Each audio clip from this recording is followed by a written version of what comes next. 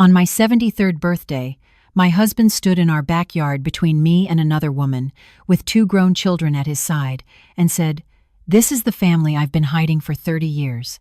People stopped chewing, forks froze in midair. Even the music from the little speaker sounded far away. I did not cry, I did not scream. I picked up a small gift box from the patio table and walked toward him. My name is Clara Elise Mason, and for 50 years people have called me the foundation of this family. For a long time I thought that was a kind title. On that evening by Lake Conroe, with string lights over the water and the smell of barbecue in the air, I finally understood what foundation meant to my husband. To him, I was the concrete under his feet, strong and quiet and easy to forget, something you only notice when it cracks. That night, he thought he could step on me one more time. Our house sat on a low hill above Lake Conroe, just outside Houston. I had planted the trees, the roses, even the little line of herbs by the porch. That afternoon, the yard was simple but pretty. White tables under the pecan trees, a few candles, string lights, and my peach cobbler on paper plates. Lenny moved through the crowd like a man running for office. He patted backs, told his favorite jokes, and laughed too loud. He pointed at the porch and said, "My house," waved at the trees and said, "My land." People nodded. No one asked whose name was actually on the deed. Danielle, my older daughter, stayed near the buffet, phone in hand, half in the yard and half in her messages. Maya, my younger one, stayed close to me, carrying dishes and refilling ice. Now and then she touched my arm and searched my face, asking without words, "Mom, are you okay?" The sun slid down behind the trees. Fireflies blinked over the grass. The lake turned dark and smooth. Lenny raised his glass and tapped it with a spoon. The clear little ring cut across the yard. Voices stopped. People turned toward him and waited for the usual birthday speech. "Friends, family," he began, smiling wide. "Thank you for coming tonight to celebrate my beautiful wife Clara on her 73rd birthday." A soft cheer rose from the crowd. I felt their eyes move from him to me. I did what they expected. I smiled, small and polite, and lifted my own glass. "For 50 years, Lenny went on, this woman has been my rock, my support, my foundation." He loved that word. Some people wiped their eyes. They heard love. I heard weight. I knew how it felt to hold up walls that did not belong to me. He paused, enjoying the quiet, then said, "But tonight, I want to be truly honest. With you, with Clara, and with myself." The hair on the back of my neck lifted. Not because I was shocked. I had been waiting for this speech for a year. I just did not know which scene he would choose. He lifted his hand and signaled toward the side gate. The latch clicked, and the gate swung open. A woman stepped into the light in a dark dress and heels that sank into the grass. I knew her at once, Renee Caldwell, who had worked under me years ago at an architecture firm in Houston. Beside her stood a young man and a young woman in their 20s. They had Lenny's jaw and his deep brown eyes. They looked like people pushed onto a stage they did not ask for. Every face in the yard turned toward them. Someone dropped a fork. It hit a plate, and then everything went quiet. Lenny walked over to the 3 of them, smiling like a host on a show. He put his arm around Renee's shoulders and rested his hand on the young man's back. "For 30 years, he said, "I've been living 2 lives. Tonight I'm bringing them together. This is Renee, my true love, and these are our children, Jalen and Imani." He stood there, proud of himself, while Maya's face hardened and Danielle's mouth slowly fell open. I did not feel the world fall apart. I did not feel the ground open under my feet. Instead, something very simple happened inside me. A quiet click, like a lock turning. A door that had stayed open for 50 years finally closed. There was no going back through it. I turned away from my husband and walked to the small table near the porch steps. A single box sat there, wrapped in ivory paper and tied with a navy ribbon. I had chosen that paper months earlier, on the day I decided to stop being his foundation. My hands were steady as I picked it up. I stopped in front of Lenny. He still had his arm around Renee, as if he needed something to lean on. He tried to read my face. He found no tears, no rage, only a calm he did not know. "I knew, Lenny," I said softly. "This gift is for you." For a second, he just blinked. This was not part of his script. He let go of Renee's shoulder and took the box from my hands. The ribbon slipped off and fell to the grass. Before I tell you what was inside that box, let me ask one small thing. If this story already has you holding your breath, subscribe to the channel, hit the like button, and tell me in the comments which state or country you're listening from. Your support helps me keep sharing stories like this. Now, back to that moment. Lenny peeled off the paper and opened the lid. At the bottom, on white satin, lay a single house key and a folded stack of legal papers. He picked up the key, frowning, then unfolded the pages. His eyes moved over the lines, faster at first, then slower, and the color drained from his face. The guests could not read the words, but they saw his hands. They saw the man who called this place my house choke on the truth that it was no longer his. Right there, by the dark water and under the pretty lights, the life I had carried for 50 years ended, and something new finally began today.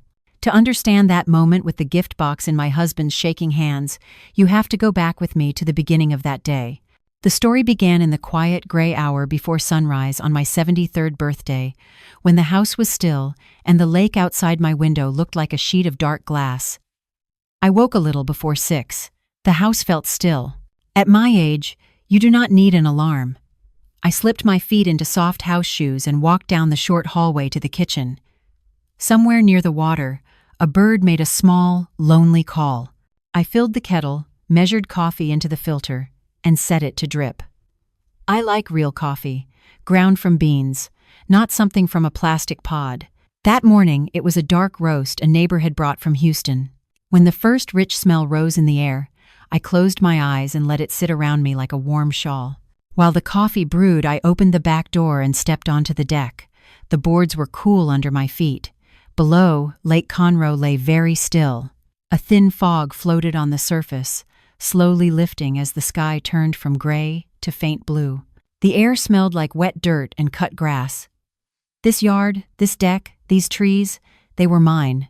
Not just because my name was alone on the deed at the county office, but because I had imagined and shaped them. I had chosen where to plant the pecan trees and where to leave open sky. I had dug holes for the roses and moved stones to form a path. People often stood at this railing and said, "Lenny really built you a beautiful place, Clara." They meant it kindly. They were only saying what they heard him say about my lake house and my land. The truth was different. Lenny liked hotels and bright city lights. He had not walked this rough lot when it was only rock and scrub. That had been my work. I did not always live by the lake. Years earlier, my life was squeezed into a small house in Houston, full of children's, shoes, rolled blueprints, and unpaid bills. Even then, my head was full of lines. As a girl, I had drawn tiny floor plans in the corners of school pages. While other girls sketched dresses and faces, I drew rooms and stairways. When I grew up, that never really changed. I became an architect. It was not common then to see a black woman walk into a firm with her own roll of plans, but I learned how to lift my chin and carry mine. Little by little, my drawings turned into real walls and windows. A school here, a modest office there, a small brick library that still makes me proud. Then our firm won the bid to design a new performing arts center downtown. It was the kind of project that makes a career, a hall of glass and concrete where the symphony could play and children could sit in deep seats and feel the air shake with sound. My boss chose me to lead the design team. For a moment, I could not speak. It felt like every plan I had ever hidden in a notebook had been practice for this one building. I remember the thick blue paper spread across the table in the office. I remember the sound of my pencil as it moved in soft, certain lines. I tried to draw how music feels when it moves through space. It was during that season that Lenny came home with his big idea. We were still in our small Houston house then. One evening, he walked in with bright eyes and a stack of glossy brochures. He dropped them on the kitchen table between the girls' homework folders. "Clara, listen," he said. "Everybody in this city is building. Everybody needs custom wood. These German machines, they cut and sand faster than anything here. We import them, we lease them out, we make real money." He spread the pictures out. The machines were large and gray, with sharp edges and long names. He talked about loans, a warehouse near the highway, a contact at a bank. When I said, "We don't have that kind of money." He only smiled. "We kind of do," he said. "Your dad left you that inheritance. We use that as seed money. You believe in me. We build something big together." My father had been gone for 3 years. When I married, he had insisted that any house we bought and any savings I had must stay in my name. "Not because you can't trust him," he told me, "but because life is long, and paper remembers better than people do." At the time, I thought he was being old and cautious. Lenny was charming. He loved our girls. He made everyone laugh. The money from my father was meant for something of my own, a project, a safety net, a future. But marriage is a road made of many small choices and a few huge ones. You tell yourself you are a team. You tell yourself that what is his is yours, and what is yours is his. You tell yourself that helping his dream grow is the same as caring for your family. So I moved the money. The business failed. Some reasons were bad luck. Some were bad partners. Some were bad planning. In the end, the inheritance was gone, and the loans were not. Another firm took the Performing Arts Center. I watched the groundbreaking on television with my hands wrapped around a mug. Some of the lines on the model looked like cousins of my own drawings. I turned off the set and sat in the quiet until the room grew dark. We sold our small house before the bank could push us out. Because my credit was still clean and my father's rule had kept my name separate, I was able to buy this rough piece of land above Lake Conroe. It did not look like much at first. Rocks, scrub, a crooked fence. But it was mine.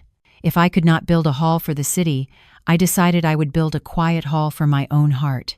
For years after that, I worked with local crews to design this house. Tall windows facing the water, a long porch for rocking chairs, a kitchen that opened straight to the yard so food could travel in a few steps from stove to table under the pecan trees. Inside, simple floors, clean lines, no grand staircase, only light and air and room to breathe. Lenny complained at first that it was too far from everything, but later he started calling it my lake house. Standing on the deck that birthday morning, with my coffee warm in my hands and my garden spread out below me, I thought about all of this. The almost hall downtown, the broken business plan, the years of being the quiet builder behind the loud man, the fact that he loved the word foundation but never once asked what it felt like to hold up so much weight. I did not feel bitter. Bitterness is like drinking poison and waiting for someone else to fall. What I felt was something cleaner and colder, like air after a strong storm. I felt like a woman standing in a house she had designed for everyone else, finally noticing that every door had a lock and that all of the keys were in her own hand. The sky grew brighter. The fog over the lake lifted and disappeared. Somewhere far out, a boat engine growled to life. I finished my coffee, went back into the kitchen, and set the cup in the sink. I opened the drawer where I kept the good linens and took out the white tablecloth with the simple stitched border. I ironed it smooth and laid it over the big table by the window. A birthday does not turn you into a new person, but sometimes a birthday can draw a line across the floor of your life. On one side is the woman who keeps the peace at any cost. On the other side is the woman who has learned the true price. That morning, as I stacked plates in a neat row and checked the time, I did not know every detail of what would happen, but I knew one thing clearly. I was done being just the foundation. Saying to myself that I was done being just the foundation did not stop the clock or the chores. Life rarely does something dramatic when you make a quiet promise. After that thought, I still had food to cook and tables to set. I washed my coffee cup, set it in the rack, and went back to work. The house moved around me in simple sounds. The hum of the fridge, the tick of the kitchen clock, the light slap of waves on the lake outside. It felt almost too peaceful for what I knew was coming. First, I dressed the table by the sliding doors. I spread the white cloth and smoothed it until it lay flat and straight. Then I took down our good plates, the ones with the thin blue ring. I stacked them in 2 even piles and lined up the glasses beside them. Outside, the sun had climbed higher. The fog was gone from Lake Conroe. The water was bright and sharp like glass. A small fishing boat crawled past the edge of our yard. I watched it for a few seconds and then turned back to the kitchen. The peach cobbler came out next. I pulled it from the oven with thick mitts and set it on a cooling rack. The smell of peaches and cinnamon spread through the whole house. For a moment, I just stood there, breathing it in. Footsteps in the hallway broke the spell. Lenny walked in wearing gray dress pants and socks. His shirt was unbuttoned. He did not say happy birthday. He did not ask if I needed help. "Have you seen my navy polo?" he asked. "The one that fits right. It looks best with these pants." "In the top dresser drawer," I said. "I ironed it yesterday." Right, he muttered, already turning around. His eyes passed over the cobbler, the clean counters, the flowers from the yard that I had tucked into a glass jar. Nothing seemed to land. To him, the kitchen was just a place that produced meals on time. The house was just a backdrop. He hummed as he walked away, like a man getting ready for a show where he was sure to be the star. I covered the cobbler with a clean towel and moved on. I sliced lemons and dropped the bright yellow circles into a glass pitcher, then poured tea over them. In another pitcher, I layered ice cubes and cucumber slices. I checked the plastic cups for the kids and set out the heavier glasses for the adults. Around 11, the phone rang. I wiped my fingers on a dish towel and picked it up. "Hi, Mom. Happy birthday." Danielle's voice was quick and bright. I could hear the highway in the background. "Thank you, Danny," I said. "Are you on the way?" "Yeah, but traffic is nuts," she said. "Listen, could you go ahead and set out the food closer to 5? We don't want people just standing around. And keep an eye on Dad so he doesn't start the good whiskey before folks even arrive, okay? You know how he gets." She laughed a little. To her, his drinking was a funny habit. To me, it was a long, quiet list of nights I had smoothed over. "I'll take care of it," I said. "Just drive safe. Love you, Mom. We'll be there as soon as we can. Love you too." When I hung up, I waited to see if the old hurt would come. Years ago, a rushed birthday call like that would have made my throat tight. Now it felt like a light knock on a door I did not have to open. The afternoon hour pressed down gentle and warm around me. It felt like the house was holding its breath. Somewhere inside, a clock started ticking for real. At noon, I made myself a simple turkey sandwich and ate it standing at the kitchen window. From there, I could see the yard. The folding tables were set up under the pecan trees. The grass had been cut in neat lines. White chairs waited in rows, all turned toward the lake. The view looked like a picture in a magazine for quiet lives. I knew who was coming. Old college friends of Lenny's, who liked to tell the same loud stories. Women from church, who would ask about my roses. 2 of Lenny's new business contacts. Men who checked their watches and talked about land deals. They would come, eat, smile, and tell me I was blessed. They would talk about how lucky Lenny was to have a place like this. They would not know that the land was bought with my inheritance, or that I had already seen papers that called me possibly confused. By 3 o'clock, the first car rolled up the drive. I wiped my hands and stepped out onto the porch. 2 old friends climbed out, one holding a grocery store cake, the other a cheap bouquet. They hugged me and told me I looked amazing for 73. I thanked them. It is not nothing to be seen as alive and still yourself at my age. More cars followed. Voices and laughter spilled into the yard. Someone turned on the small speaker by the porch, and old soul songs began to drift through the trees. The air filled with the smells of grilled meat, cut lemons, lake water, and perfume. Each time a guest arrived, I walked to meet them. I took dishes, pointed to the table for gifts, showed them where the bathroom was. I said the same simple lines I had said at many other parties. "So glad you could make it."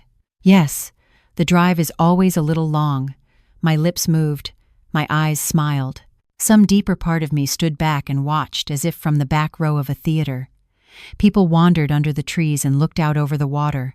More than once I heard, "Lenny really built something nice out here," or, "Man, Lenny's place is beautiful." I kept my hands busy. The county's records would correct them later. Maya arrived a little after 4. I saw her older sedan pull in and felt a small, warm weight drop into place inside my chest. She got out with a big bowl covered in foil and a small gift bag. Her hair was pulled back, and her eyes had faint circles underneath. She walked straight to me and put the bowl down so she could hug me with both arms. Her hug was long and firm, the kind that says, "I am here, not just passing through." "Happy birthday, Mom," she whispered. "Thank you, baby," I said. She leaned back and studied my face. "You sure you're okay?" she asked quietly. "I'm sure," I said. We'll talk later. She did not press. She lifted the foil to show me roasted vegetables shiny with oil and herbs. We placed them on the table together, our shoulders brushing. Danielle arrived about half an hour later. Her husband parked their shiny SUV close to the house. She climbed out already on the phone, one heel catching a little in the gravel. She gave me a quick one-armed hug without breaking her sentence. "Yeah, we just got to my dad's lake place," she said into the phone. "I'll send the files tonight, I promise." She ended the call and finally looked at me. "Sorry, Mom. Happy birthday. Traffic was awful." "I know," I said. "I'm glad you're here." She glanced around. "It looks amazing," she said. "Dad's really turned this spot into something." I could have corrected her. I did not. Some truths work better on paper than in conversation. "It turned out all right," I said. By then the yard was full. Little kids ran in circles near the fence, squealing. Older guests sat in lawn chairs and traded stories. Someone told again how Lenny once danced on a table in college. People laughed and shook their heads as if it were new. Lenny was in his element. He moved from group to group, clapping people on the back, letting out his big laugh. Every so often I heard him say, "My house, my view, my lake." In his story, he was always in the center. I kept doing what I always do. I refilled bowls, wiped spills, checked that no one's glass sat empty too long. To them, I was the warm center of the party, the woman who made everything easy. To myself, I was a builder, standing just outside a structure, waiting for the crack only she could see to finally show itself. As the clock neared 5, the light changed.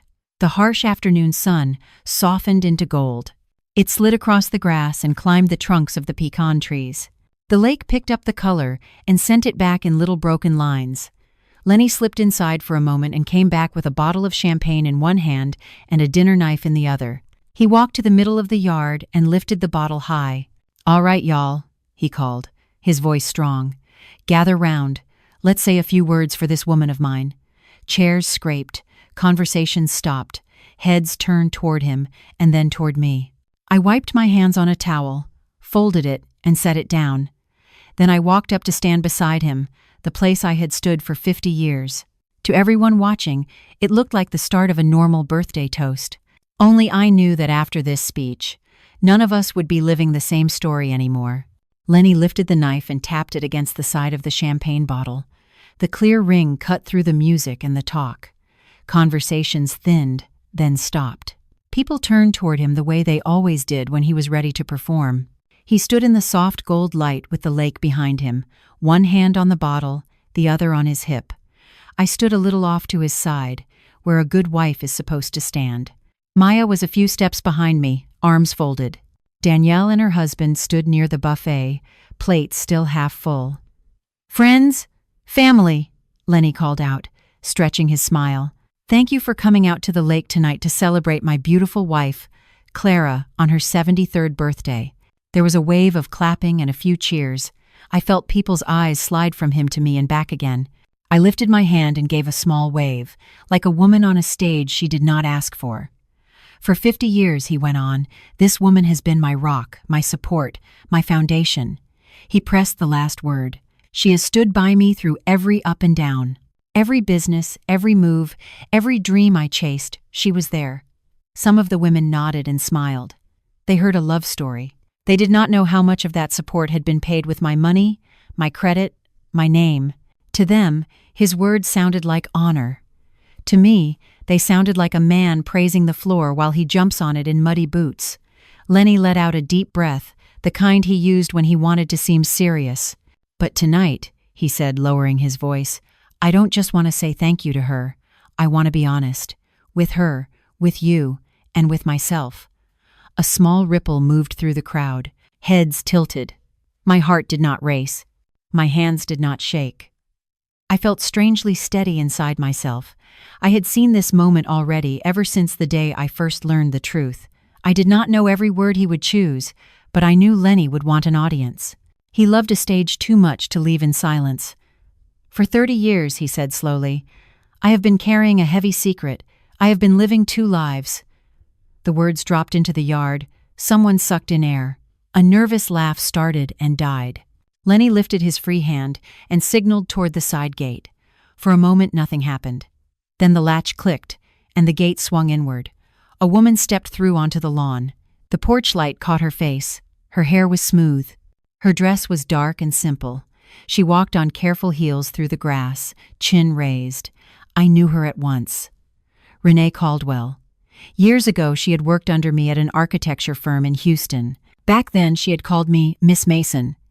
Now she was walking into my yard like she belonged in the center of it. Behind her came a young man and a young woman.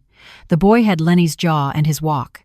The girl had his eyes and his crooked half-smile. They looked tense. "This," Lenny announced, turning toward them with his arm wide, "is Renee." He slipped his arm around her shoulders like it belonged there. "And these are our children, Jalen and Imani." He turned back to the guests. "For 30 years I have kept them in the shadows. I am tired of hiding. Tonight I want my whole family to stand together." It was as if someone had hit a mute button. All the small sounds of the party dropped away. I saw one of Lenny's old friends stare at the grass. Danielle's husband took a small step back. Watching my husband lean into the woman he had loved in secret, I waited for my chest to crack open. I waited for the hot rush of rage or the sharp, breaking pain people expect from a wife in my place. They did not come. Instead, I felt something else. Inside my ribs, something turned with a slow, final sound, like a key in a stiff lock. A door that had been open for 50 years swung shut. It did not slam. It simply closed in a way that said, "This is done." A clear thought rose in that quiet space. I am not here to hold this bridge up anymore. To my left stood the man who called me his foundation. To my right stood the woman and children he had built a secret life with. For a moment, I felt like one of the beams I used to draw, holding up two halves of a building that did not belong together. I breathed in once, deep and steady. Then I stepped out of that invisible line. Without a word, I turned away from Lenny and walked toward the small table near the porch. On it sat the gift I had wrapped for him, a plain box covered in thick ivory paper and tied with a navy ribbon. I had chosen that paper a year earlier, after my first meeting with attorney Harold Pierce. I had wanted something simple. No flowers, no bright colors, just clean paper for a hard truth. My steps sounded loud in my own ears as I crossed the grass. No one moved, no one spoke. I could feel eyes on my back, but they did not push me down. I picked up the box. It was light. Paper does not weigh much, even when it carries the end of a life you have known. I turned back to the middle of the yard and walked toward Lenny. Up close, I could see that the shine in his eyes was not just courage. As I neared, he slipped his arm from Renee's shoulders. "I knew, Lenny," I said. My voice sounded calm. "This is for you." His eyebrows pulled together. Confusion flashed across his face. This was not part of his script. He had planned for tears, maybe a scene. He had not planned for a gift. He took the box from my hands. His fingers brushed mine for the first time that day. His skin was warm and damp. I stepped back and folded my hands together. The navy ribbon slid off and fell to the grass. He tore the paper, rushed now. Underneath was a plain white cardboard lid. He lifted it. Inside, on white satin, lay a single house key and a folded stack of papers. The key was new and bright. The papers were thick, stamped in dark ink, where the court and the notary had done their work. He picked up the key first and turned it over. Then he set it down and unfolded the papers. I had read those pages many times. Notice of divorce. Petition to end the marriage because of long-term infidelity. Orders to freeze all joint funds and accounts until the judge could divide them. An order saying he could not enter any property in my name without my consent, including the house by Lake Conroe and the condo in Houston. His eyes moved quickly at first, then slower. Color drained from his face. The hand holding the pages began to shake. The paper made the tremor clear. Around us, the guests started to understand that they were not watching only his big moment. They were watching mine. Someone near the back whispered, "Lord, have mercy." Lenny lifted his head and looked at me. For years, I had seen myself in his eyes the way he wanted to see me. Patient, soft, loyal. What I saw there now was different. It was the look of a man who has been walking across a floor he thought was solid and has just heard it crack. He opened his mouth and closed it again. Behind him, Renee leaned in. "What is it?" she whispered. Her smooth voice had turned thin. He did not answer. I held his gaze for one long breath. Then I turned my head and found Maya. Her eyes shone with tears, but they were not helpless tears. She knew the plan. "It's time," I said softly. She nodded once. Her hand closed around my forearm, small but firm. We did not run. We turned and walked toward the house. The crowd opened in front of us without a word. Inside, the air felt cooler. The music outside had dropped to a faint beat. I walked to the sliding door, placed my hand on the frame, and looked out at the yard one last time. People still stood where we had left them, holding plates and glasses they had forgotten. Lenny was in the middle of the grass, papers trembling in his hand, his secret family at his side. "Dear friends," I called out, my voice clear, "thank you for coming to share this day with me. The celebration is over. Please enjoy the cobbler and see yourselves out. Have a good night." There was no shouting in my tone, no crying, just a clean ending to a scene that should have closed years ago. Then I slid the door almost shut, leaving only a small crack so I could hear the cars start and the gravel move. Little by little, the party that began as a birthday and turned into a confession drained away into the dark. In the quiet that followed, I knew one thing for sure. Whatever came next, I would not be anyone's unseen foundation again. The ground under my life was finally my own. When the last car rolled away and the gravel went quiet, the backyard looked strange. The chairs were still there. The plates and cups were still on the tables. But the air was different. It felt like someone had opened a hidden door and let a secret storm blow through my life. Maya and I stood in the kitchen doorway and just looked for a moment. The string lights over the lawn were still glowing.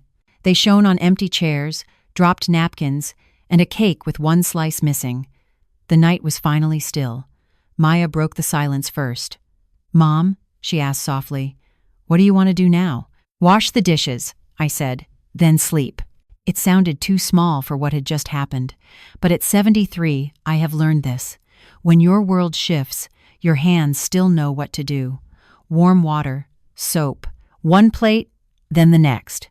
We moved around the kitchen like we had done it 1,000 times, because we had. She scraped and stacked. I washed and rinsed. The crystal glasses from our wedding went into the sink cloudy and came out clear. Red lipstick, peach cobbler, and other people's voices slid down the drain. My body was tired, but my mind was sharp and quiet, like a lake at night. As I washed, the scene from the yard played back in my head, piece by piece. Lenny raising his glass, Renee stepping out of the shadows in her neat dress, Jalen and Imani, stiff and unsure, the guests staring with their mouths half open. Lenny's hands shaking when he saw the paper in my gift box. For 50 years I had cleaned his messes in the dark. Tonight I had simply turned on the light. When the last pan was in the drying rack, Maya leaned on the counter and looked at me carefully. "Are you sure you're okay?" she asked. "You haven't cried. I cried a long time ago," I answered. "Tonight wasn't about tears. Then what was it about?" she whispered. "It was about finally stepping off a floor that was already gone," I said, "and making sure he can't pull me down with him." We turned off the kitchen light and went into the living room. I sank into my old armchair. My bones felt heavy, but under the heaviness was something else. A thin strand of lightness, like when you finally put down a suitcase you have carried for too many years. My phone lay on the coffee table. The screen was dark, but I knew it wouldn't stay that way. A man like Leonard Mason does not accept losing easy. He thinks everyone moves when he pushes. Maya went to take a shower. I sat very still and watched the dark phone. Not long after, it lit up with his name. I let it ring. Once, twice, 3 times. Then it stopped. A voicemail icon appeared. Maya came back in soft pants and an old college t-shirt, her hair wrapped in a towel. He called. "Didn't he?" she asked. "Yes," I said. "He left a message." "Do you want to hear it?" "Yes." On speaker. She sat on the couch next to me, tapped the screen, and placed the phone between us. His voice filled the room at once, harsh and too loud even from a tiny speaker. "Clara, "Have you lost your mind?" he shouted. "What kind of circus did you pull out there? You humiliated me in front of everybody. My friends, my business partners, people I've known for years. Do you know what that does to my name? To our name?" In the background, I could hear Renee's softer voice, trying to calm him, like someone trying to hold a wild dog by the collar. It didn't work. "I'm standing in this hotel and my cards are getting declined," he yelled. "Declined? You froze the accounts? You cannot do that. That money is mine too. After everything I've done, you think you can just cut me off? This is a tantrum, Clara. You're 73. You are not thinking straight." He sucked in air. When he spoke again, his voice dropped into that heavy, sweet tone he used when he wanted something. "Listen, I'm going to give you until morning to fix this. Call the bank. Tell them it was a mistake. Some joke that went too far. Take back those papers. If you don't, you're going to regret it. I promise you that." The message ended with a click. The house went quiet. Even the clock on the wall sounded softer. Maya looked at me. "Well?" she asked. I picked up my mug and took a slow sip of lukewarm tea. My hands were steady. My heart was calm. It felt like I was listening to a stranger on the radio. "He still thinks this is about a scene," I said. "He thinks tonight was the beginning." I set the mug down and met her eyes. "For me," I said, "tonight was the end." She frowned. "What do you mean, the end?" "I didn't decide this yesterday," I told her. "I started this a year ago, the day I first learned about Renee and those children. And 3 months ago, I sat in an office in downtown Houston with a man who knew your grandfather. I asked him to help me end my marriage while my mind still belongs to me." "Attorney Pierce?" Maya asked. I nodded. "Tomorrow morning at 10, I'm meeting him again. I want you with me." Her jaw tightened. "I'll drive," she said. That night, for the first time in many years, I slept straight through. No waking at 2 a.m. to listen for the garage door. No counting the lies in my head. No whispering to the ceiling. Just sleep. The next morning, the sky over Lake Conroe was a pale gray sheet. A thin mist floated over the water. Maya pulled her car into the driveway, and we headed toward Houston. Pine trees and billboards slid past on each side of the highway. Big trucks roared by. Life on the road looked the same as it had last week. Only I had changed. We didn't talk much on that drive. There are some mornings when words help, and some mornings when words steal your strength. I needed my strength. Maya kept both hands on the wheel. I watched the painted white lines on the road and let my thoughts fall into order. Attorney Harold Pierce's office was in an old brick building near Main Street, close to the tracks. The lobby smelled like lemon cleaner and old paper. The elevator moved slowly, humming under our feet as it climbed. His door was thick, dark wood with his name on a brass plate, Harold Pierce, attorney at law. I had seen that name before, years ago, on one of my daddy's folders. Back then, Head told me, "If you're ever in real trouble, this is the man you call." So I had. We stepped inside. His receptionist, a woman with gray braids and sharp eyes, looked up from her computer. "Morning, Miss Mason," she said. "Has ready for you. Go on in." Attorney Pierce stood as soon as we entered. He was tall and lean, with brown skin, short gray hair, and careful hands. He came around the desk and shook my hand first, then Maya's. "Clara," he said, "I heard last night didn't go quite the way your husband expected." "You could say that," I answered. He smiled just a little and motioned to the chairs in front of his desk. "Please, sit." His office was lined with shelves of thick law books. A single window behind him showed a slice of downtown Houston, a parking garage, a row of glass windows, a strip of bright sky. He folded his hands on the desk. "As we planned," he began, "the first set of notices went out yesterday morning. The banks received orders to freeze any joint accounts. The court accepted your petition for divorce and a temporary protective order. The title office confirmed what your father set up years ago. The Lake Conroe house and the Houston condo are in your name alone. So far, everything is holding." "He called me last night," I said, yelling that his cards were declined, saying I'm having a tantrum, saying I'm not thinking clearly. "That fits," Attorney Pierce said dryly. "When some men lose control, they shout. When shouting fails, They threaten. When threats don't work, they try to make the woman look unstable. He opened a thick folder and pulled out a small stack of papers. His face turned serious. "There is something else we need to discuss," he said. "When you first came here, I did some extra checking. Out of respect for your father, I wanted to see if Mr. Mason had already taken any steps. I'm afraid I was right to worry." He slid the stack toward me. The top page had a county stamp in the corner. "This," he said, "is a petition your husband filed 2 months ago. It is a request for a formal mental competency evaluation. For you." The words seemed to make the room smaller. Maya gasped beside me. I picked up the paper. My name sat at the top in black ink. Under it were neat typed lines, one under another. For a moment the letters blurred. I set the page down, pressed my fingers into the smooth wood of his desk, then picked it up again and forced myself to read. "Frequently misplaces personal items, including glasses and keys," it said. "Shows confusion about time, repeats questions, leaves stove burners on, talks to plants in the garden for long periods, withdraws from social life." I thought of my reading glasses resting on top of my head. I thought of the one day I put salt in the sugar jar and fixed it a minute later. I thought of my quiet mornings in the garden, whispering to the roses because the roses, at least, never raised their voice at me. "These are small things," I said quietly. "Normal things for someone my age." "Small things can be twisted," Attorney Pierce replied, "especially by someone who wants to prove you can't manage your own life." He tapped another page. "If this had gone forward without anyone fighting it," he explained, "the court could have ordered tests, interviews, even a short stay in a hospital ward. If he convinced them you weren't competent, he could have been named your legal guardian. He would sign for you. He could sell the house, move the money, make decisions.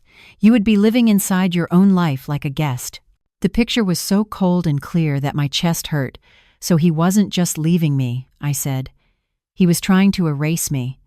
"Yes," Attorney Pierce said simply. "He wanted your assets and your silence. That petition tells us who he really is. It also tells the court who he is." Maya's hand found mine and squeezed hard. I didn't look at her. I kept my eyes on the paper. Somewhere deep inside, a small knot of doubt I hadn't admitted to anyone began to loosen. Part of me had wondered if maybe he was right, if maybe my mind was slipping. Now I had proof of whose mind had chosen the lie. Attorney Pierce watched my face. "I need you to hear this part clearly, Miss Mason," he said. "You are not losing your mind. You came here months ago with a clear story. You remembered dates. You followed every step. That petition is not proof that you're ill. It is proof that your husband is willing to lie to take what belongs to you." I sat up straighter. "What do we do next?" I asked. A small, sharp smile touched his mouth. "Next," he said, "we make sure he understands this is not a bluff. My process server is on his way to the hotel right now. Mr. Mason will receive the full packet: divorce petition, protective order, and your answer to this competency request. After that, we change your locks and notify your alarm company. We talk to your doctor and a few people who can speak about your daily life. We build a picture of a woman who knows exactly what she is doing." He paused, then added, "You spent 50 years being the foundation under other people's plans, Clara. From now on, we build on you. If you are still listening to my story right now, let me talk to you for just a moment. These stories take courage to share and time to tell carefully. If this part touched your heart, please hit the like button, subscribe to the channel, and tell me in the comments what you would do if you found papers like this with your own name on them. Your support helps me keep bringing real-life stories like this to you." Back in that quiet office, I nodded once. "Do it," I said. "It's already in motion," Attorney Pierce answered, lifting his phone. "Now we stay one step ahead and let the paper trail do its work." Maya and I stepped back out into the Houston morning. The sky between the buildings was sharp and blue. Cars crawled along the street. A bus hissed and pulled away from the curb. A man pushed a food cart and called out his prices. The city kept going, as if nothing had changed. We walked to the car in silence. As we pulled into traffic, I looked down at my hands resting in my lap. They were thin and lined, my mother's hands and my grandmother's hands, but they were steady. These hands had drawn buildings that were never built and baked pies that disappeared in minutes. Now they were holding something new. the plans for my own life. Whatever story Lenny told next, whatever lies he used to cover his fear, he would no longer be standing on ground that belonged to me. That part of the battle, at least, was already won. 2 days after the meeting in Mr. Pierce's office, the house by Lake Conroe felt strangely quiet. My phone had stopped buzzing. The only sounds were birds by the water and the old clock in the hall. The fight had moved onto paper now, into banks and court files. In my kitchen, there was still air and a new set of locks on the doors. By noon, the pantry shelf was nearly empty. I looked at the last slice of bread and the half carton of milk and thought, this is how fear works. First, it tells you to stay home. Then it tells you to stop living. I refused. I took my canvas bag from the hook by the door, locked the new lock behind me, and drove my old sedan toward Houston. My plan was simple. Stop at the open-air market in the Heights, buy food, and come home. Just a normal day. The Heights has always been one of my favorite parts of the city. Old bungalows line the streets. Bright murals cover brick walls. The little market sits on a corner lot with white tents and long tables. I parked, grabbed my bag, and walked in. No one there knew me. I was just an older woman buying groceries. That felt almost like a disguise, and it rested on my shoulders better than the word wife had for a long time. I bought a loaf of bread, some tomatoes, a bag of oranges, and a wedge of cheese. The vendors smiled and said, "How you doing today, Mom?" On the surface, my life felt simple again. For a few minutes, I could pretend that words like petition, freeze order, and guardianship belonged to some other story. I was paying for a jar of honey when I felt it. That prickling on the back of my neck, the sense that someone was staring hard at me. I finished my purchase, thanked the woman, and walked toward the exit with my bag against my hip. That was when the car pulled up. It was an old sedan, dull gray, with one hubcap missing. It stopped so fast at the curb that the front dipped. The driver's door flew open. Lenny almost fell out. His shirt was wrinkled, and there were dark smudges under his eyes. The passenger door opened slower. Renee stepped out, closing it with careful fingers. Her hair was not as smooth as it had been at my party. She wore flats instead of heels. They walked straight toward me, blocking the path from the market tables to the sidewalk. "Clara," Lenny said, his voice already too loud. "We need to talk." People glanced over, saw a man and a woman near an older lady with a grocery bag, and looked away again. To them it was just another family argument. I shifted the bag and looked at him. "I don't owe you a talk," I said. He ignored that. "You froze the accounts," he said, anger pushing each word. "The hotel turned us away this morning. My card didn't go through. My car payment bounced. After all my years of work, I'm standing there like some broke fool." I let him talk. "You locked me out of the condo," he went on. "We drove over there, and my key wouldn't even turn. Somebody changed the locks. You had no right to do that. Half of everything is mine, Clara. Half that house, half that condo, half that car, half the money." In my mind, I saw my father's handwriting on old documents. I saw my own signature on title papers. I heard Mr. Pierce say, "Paper remembers better than people." "Nothing you touched was half," I said. "The paper says different." He glared at me, chest heaving. Then his shoulders dropped. "Look," he said, "we've been together 50 years. We raised 2 girls. We built that place by the lake. Doesn't any of that mean something?" 30-year-long mistakes, I said. He flinched. "And what about the girls?" he added quickly. "The grandbabies? What are we supposed to tell them?" Before I could answer, Renee stepped closer. Her voice was smooth, but I could see the tightness around her eyes. "Clara," she said, "you can hate me if you want. You can be mad at him. But my children don't deserve this. Jalen just got out of Morehouse. Imani was planning her wedding. You cut off their support overnight. Is that fair?" She lifted her chin. "You always seemed like a reasonable woman," she went on. Steady. Kind. "So what is this? Do you really want to see us out on the street?" I listened. I watched her mouth shape the words. I watched Lenny's face as she spoke. They thought they were playing guilt and pity, anger and plea. Under all of it, I heard the same note: fear. In that moment, in the middle of the Heights, with cars passing behind them and people walking by with shopping bags, I realized I did not feel like prey anymore. I felt like a doctor looking at a wound, clear-eyed and steady. When they finally ran out of words, there was a small pause. A bus sighed at the stoplight down the block. I shifted my grocery bag from one arm to the other, looked from Lenny to Renee, and asked the one question that mattered. "Tell me," I said, my voice low but sharp. "Whose idea was it to try to have me declared incompetent? Yours, Lenny, or hers?" It was a simple question, but it hit them like a brick. For a second, both of them froze. The color drained from Lenny's face. His mouth opened, but no sound came out. He took half a step back. Renee's eyes went wide. The careful mask on her face cracked. "What are you talking about?" she snapped. "I've seen the petition," I said. "The one you filed with the county. The list of my symptoms. The story about salt and sugar. Me talking to my plants. Somebody planned that. So I'm asking you plainly, who planned to declare me incompetent?" They stared at each other. Their little partnership, built on secrets, suddenly had a crack down the middle. I did not wait for an answer. I had already heard everything I needed in that silence. "Never mind," I said. "I can see it was both of you." I stepped sideways around them, like they were just two posts in the sidewalk. My bag was heavy with bread, fruit, and milk. My back was straight. Behind me, they did not shout my name. They did not run after me. They stood there on the corner, staring at each other. I walked to my car, put the groceries on the back seat, and closed the door with a quiet click. As I drove away down the tree-lined street, the market shrank in my mirror. The question I asked them at that corner in the Heights did not change the papers, the bank orders, or the locks. Those things were already in motion. What it changed was something in me. After that day, I stopped wondering if I was being too harsh. I also stopped shrinking myself to make him feel big.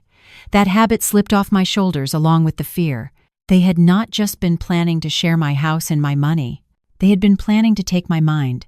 By the time I reached the highway ramp, the fear that had been sitting on my shoulders for months slid off like an old coat. I drove home lighter than when I had left, even with the weight of the groceries in the back. For the first time in months, my hands on the wheel steadied. The week after I saw Lenny and Renee at the market, the house by Lake Conroe felt calm. The papers were filed, the locks were changed, the accounts were frozen.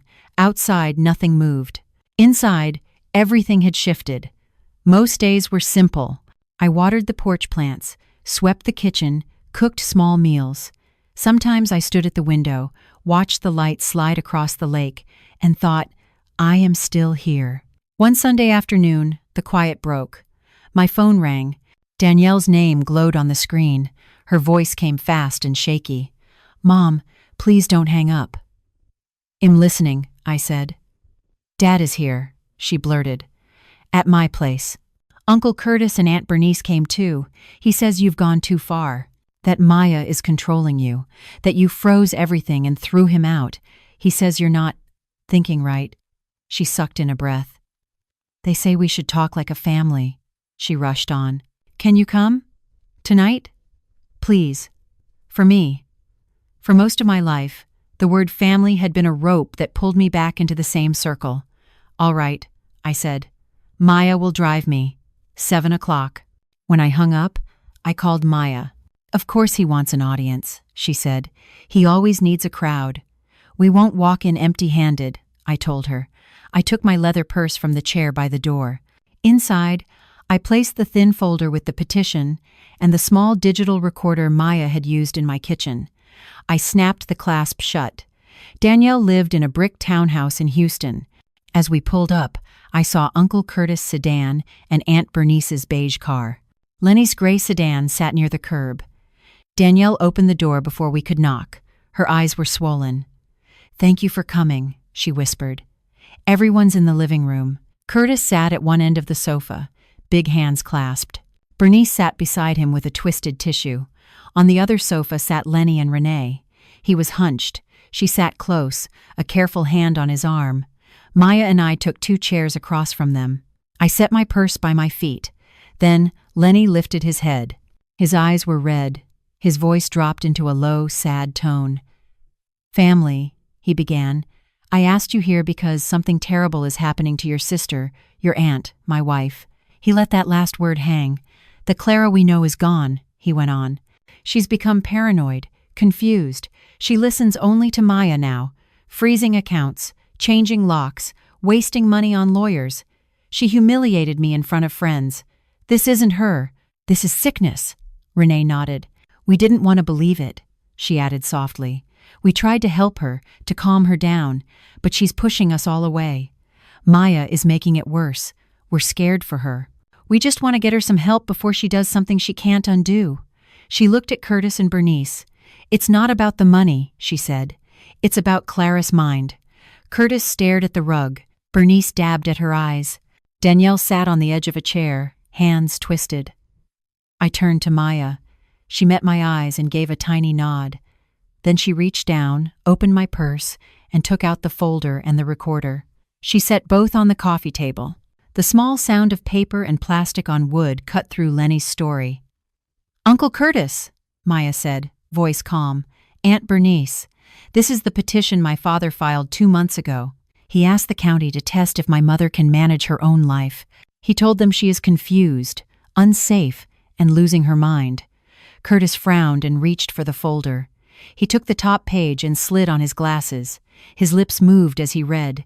His jaw tightened. He handed the page to Bernice. Her hands shook as she read the lines about me talking to plants, mixing up salt and sugar, losing my keys. "Leonard," she whispered, looking over the paper. "You wrote this?" Lenny lifted his hands. "I was worried," he said quickly. "I was trying to get her help." Maya picked up the recorder. She clicked a button. A small red light came on. "You were worried?" she said. "Let's listen to how worried." My kitchen came alive in Danielle's living room. From the tiny speaker, Lenny's voice from weeks before filled the air. "Yeah, Renee, listen," the recording said. "When you talk to the doctor, play up the glasses. Say she's losing them all the time, and mention the stove. They eat that up. The more little details, the faster they decide she's slipping." A lighter clicked. Then Renee's recorded voice followed. "Are you sure it'll work?" she asked. "It'll work," Lenny answered on the tape. "Couple more months, and everything will be ours." The golden goose stopped laying. "Time to pluck her." Maya turned the recorder off. The red light went dark. Curtis slowly took off his glasses. He stared at Lenny as if he was seeing him for the first time. "You call that help?" he asked quietly. "Lying on paper to take this woman's house? Her money? Her mind? After all these years, she carried you?" Lenny tried to speak, then shut his mouth. Bernice folded the paper with careful, angry hands. "I came ready to scold Clara," she said, turning to me. "Now I'm ashamed I believed you, Leonard." She crossed the room and took my hand. "I'm sorry, Clara," she whispered. "Your mind is clear. His is the one twisted." She turned to Danielle. "Baby, look at your mama," she said. "Does she look crazy to you? Or does she look like the only grown-up in this mess?" Tears spilled down Danielle's face. She did not answer. Curtis touched Bernice's shoulder. "We're done," he said. He nodded once to me. "Clara." Then they walked out. The door closed with a soft, final click. The living room shrank to 4 people. Me, Maya, Danielle, and the man who once called me his foundation, sitting small beside the woman who helped him plan my erasure. "Danielle," I said, "I love you. When you're ready to talk to me as my daughter, not his witness, you know where I am." She nodded, still crying. Maya and I stood and walked to the door. I did not look at Lenny or Renee again. We stepped out into the night air. The air outside felt clean. For the first time, I could breathe again. 6 months later, I woke up in a different bed, in a different home, in a different life. My new condo is on the 17th floor in Midtown Houston. When I open my eyes, I don't see the lake anymore. I see rooftops, glass towers, and a strip of blue like a clean page. The lake house is gone. I sold it to a young couple with 2 little boys. The wife walked from room to room, smiling. The husband stood on the deck and listened to the water. "This house has a good spirit," he told me. He was right. When I signed the papers, it didn't feel like losing home. It felt like taking off a heavy coat after a long winter. I locked the door one last time, put the key in his hand, and walked away with empty hands and a light back. My condo is smaller, but it fits me better. White walls, warm wood floors, one good couch, one bright rug, a table by the window, and a shelf of books I chose myself.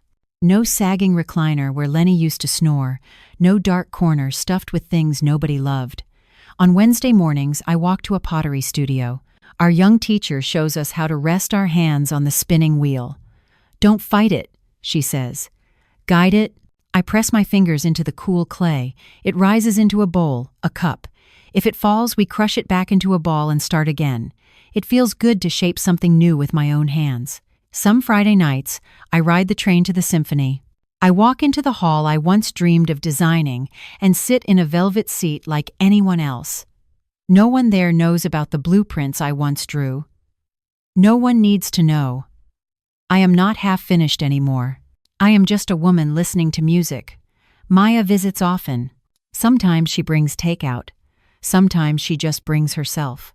We sit at my little table and talk about small things. A funny rider on her train, a show she watched, a neighbor's dog. Her eyes don't carry that tight worry they used to. She looks at me the way a daughter should be able to look at her mother, checking in, not checking for cracks. One evening she brought me a small gardenia in a white pot. "So you can have a bit of your garden here," she said. Now, when I drink my morning coffee, I see tiny white flowers reflected in the glass, hanging in the sky over Houston, not because I'm lost, but because it makes me smile. Danielle took longer to come back. For a while after that family meeting, she stayed quiet. When she did call, her voice sounded like she was standing far away. Then, one afternoon, my phone buzzed. "Hey, Mom," she said. "I'm in Midtown for a meeting. Do you have time for a quick coffee?" Part of me wanted to say, "I always have time." Instead, I took a breath and said, "Yes, I have time today." We met at a cafe on the corner. She looked tired, like someone who had been holding 2 heavy bags and finally set one down. We didn't say much about her father. She asked about my pottery, my view, my new routine. "I drove past the lake house," she said at last. "It looks happy." "It is," I told her. "It's doing its job for someone else now." She stared into her cup. "I'm sorry it took me so long to see what he was doing," she whispered. "You grew up inside his story," I said. "It takes time to step out of somebody else's story and write your own." Rumors about Lenny and Renee reach me sometimes, like weather reports from another state. I hear he rents a small place outside the city. I hear she moved out and took a job somewhere else. I hear Jalen and Imani don't call as often as they used to.